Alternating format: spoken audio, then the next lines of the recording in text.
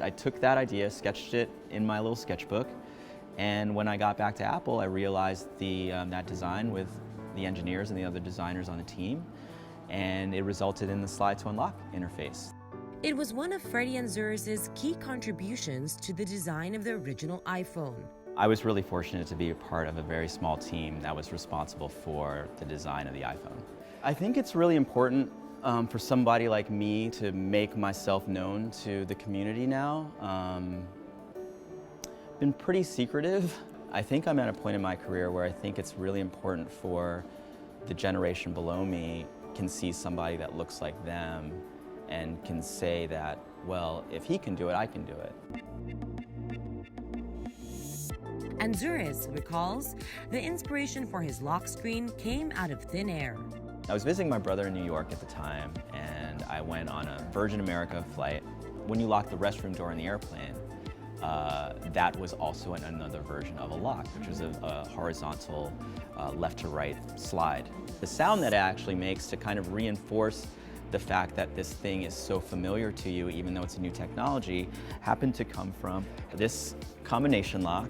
This was the lock that I had on my locker from high school. I would lock it, and so I literally recorded that sound for the iPhone Slide to Unlock to lock sound, thinking that we would get Pixar to do a more high fidelity sound, but it ended up staying in the phone for a number of years. Aside from Slide to Unlock, Anzures worked on the iPhone's visual voicemail feature, which transformed voicemail at that time. What if you tap on the person's name, you hear them? What if it's just audio email? After 13 years of design work at Apple, over 100 patents with Steve Jobs and the original iPhone design team, and creating signature features on the Macintosh, iPhone, iPod Touch, iPad, and Apple Watch. You know, you have to kind of really enjoy the journey and the process to get there.